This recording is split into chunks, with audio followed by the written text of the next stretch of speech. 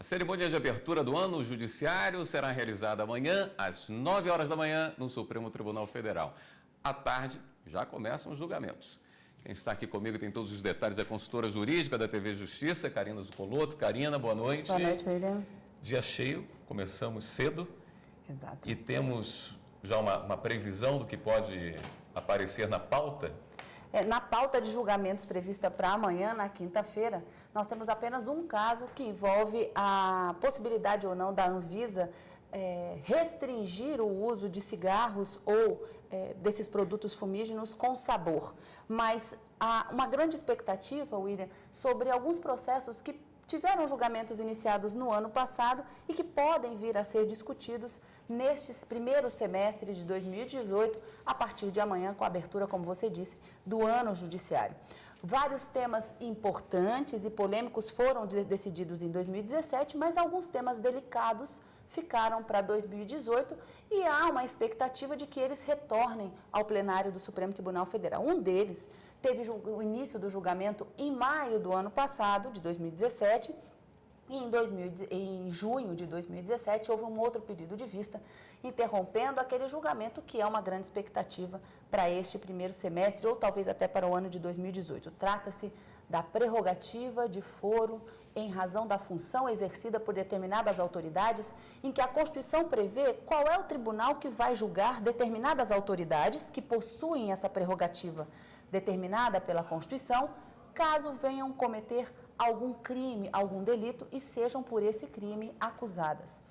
O ministro Luiz Roberto Barroso, quando iniciou o julgamento e ele trouxe essa discussão numa questão de ordem ou uma ação penal, disse que deve haver uma interpretação restritiva dessa prerrogativa de foro prevista na Constituição. Ou seja, ao invés de se interpretar da forma como é hoje, o parlamentar, a pessoa quando se torna parlamentar e detentora de mandato eletivo, por exemplo, se ela for deputada federal, eleita deputada federal, a partir da diplomação, quem vai processar e julgar esse deputado é o Supremo Tribunal Federal. E se amanhã ele não se reelege, o Supremo deixa de ser o que a gente chama de juiz natural e o processo volta para a primeira instância. Durante esse julgamento, os ministros chamaram esse trânsito do processo de elevador processual. E para evitar que isso aconteça, o ministro Luiz Roberto Barroso propôs a seguinte solução.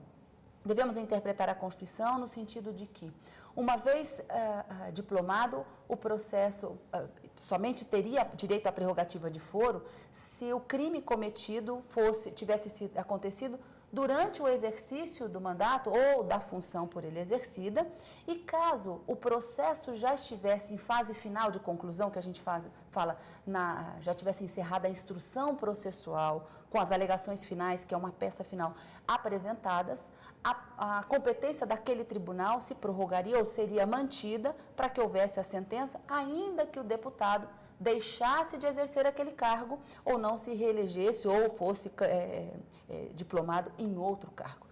Essa decisão do ministro Luiz Roberto Barroso foi seguida por outros 3 ministros, mas o julgamento foi interrompido em razão de um pedido de vista do ministro Alexandre de Moraes. Então, é uma grande expectativa para a retomada deste tema.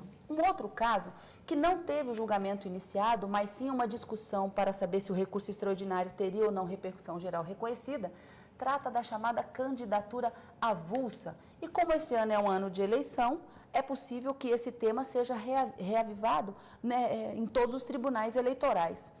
Nesse caso, também da relatoria do ministro Luiz Roberto Barroso, o ministro propôs que a repercussão fosse reconhecida para se discutir se um candidato a um determinado mandato eletivo pode registrar a sua candidatura sem estar filiado a qualquer partido político.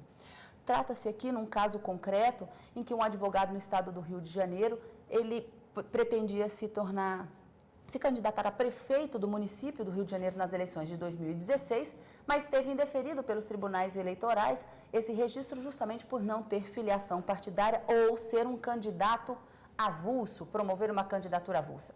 O argumento do advogado é que o Pacto de São José da Costa Rica, um tratado internacional de direitos humanos firmado pelo Brasil, ratificado pelo Brasil, não exige essa condição de elegibilidade que está prevista na nossa Constituição e que, portanto, como o Brasil é signatário e esse tratado tem força de norma supralegal, deveria ser levado em consideração e, portanto, a candidatura dele ser deferida. Para o ministro Luiz Roberto Barroso, essa discussão ela é bastante aflorada na doutrina e isso pode ser reavivado, portanto, nesse ano de eleição. Nesse caso, somente a repercussão geral foi reconhecida, como eu disse, o julgamento ainda não foi iniciado, mas é uma grande expectativa para esse julgamento de 2018. Vamos aguardar, talvez, até nesse primeiro semestre. Transmissão ao vivo, claro, pela TV Justiça. Karina, muito obrigado. Eu que agradeço.